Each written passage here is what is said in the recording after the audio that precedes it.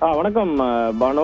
கடந்த 2 நாட்களாக தமிழகம் முழுவதும் பெரும் பரபரப்பை ஏற்படுத்தி வரும் நெல்லை கிழக்கு மாவட்ட காங்கிரஸ் தலைவர் ஜெயக்குமார் கொலை வழக்கில் அவரது பிரேத பரிசோதனை அனைத்து முடித்து நேற்று அவரது உடல் நல்லடக்கம் செய்யப்பட்டது. இந்த வழக்கில் தொடர்புடைய அனைவரிடமும் தொடர்ந்து 7 தனிப்படைகள் விசாரித்து வருவதாக தகவல் வெளியான நிலையில் ஜெயக்குமார் எழுதியதாக கூறப்படும் முதல் கடிதத்தில் அவர் குறிப்பிட்டிருந்த கள்ளிகுளம் ஊராட்சி மன்ற தலைவரும் முன்னாள் கோவில் தர்மகர்த்தாவுமான ஆனந்தராஜ் என்பவர் தலைமறைவானதாக தற்போது தகவல் வெளியாகி உள்ளது.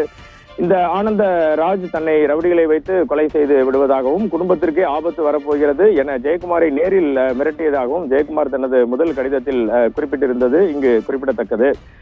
இது தவிர நேற்று காலையில் அவரது நல்லடக்கம் முடிந்தவுடன் திருநெல்வேலி மாவட்ட காவல்துறை எஸ்பி சிலம்பரசன் மற்றும் தடயவியல் நிபுணர்கள் மீண்டும் ஜெயக்குமார் தனசிங் பிணமாக கிடந்த தோட்டத்திற்கு சென்று பார்வையிட்டு 1 மணி நேரத்திற்கும் மேலாக ஆலோசனையில் ஈடுபட்டனர்.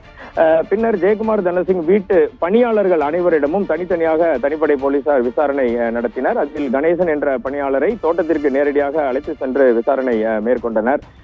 நெல்லை கிழக்கு மாவட்ட காங்கிரஸ் தலைவர் ஜெயக்குமார் மரணத்தில் தொடர்ந்து மர்மம் நீடிப்பதால் திருநெல்வேலி மாவட்டம் முழுவதும் பெரும் பரபரப்பு ஏற்பட்டுள்ளது. தனிப்படை போலீசார் ஜெயக்குமார் கடிதத்தில் குறிப்பிடப்பட்டுள்ள அனைவரிடமும் தொடர்ந்து விசாரணை நடத்தி வருகின்றனர். ஆனால் இதில் பலரது செல்போன்கள் சுவிட்ச் ஆஃப் செய்யப்பட்டுள்ளதாக தகவல் கிடைத்திருக்கிறது.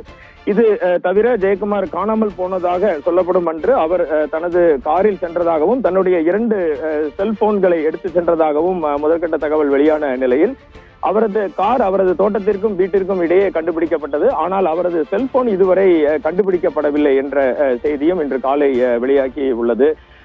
இந்த தகவல் அனைத்தும் இந்த விசாரணையின் அடுத்த கட்ட நகர்வு மிக விரைவாக நடப்பதாகவும் செல்போன் காணவில்லை என்றாலும் அந்த சிக்னல்களை வைத்து தொடர்ந்து விசாரணை நடைபெற்று வருவதாகவும் தகவல்கள் வெளியாகி உள்ளது. தகவலுக்கு நன்றி வனராஜ்.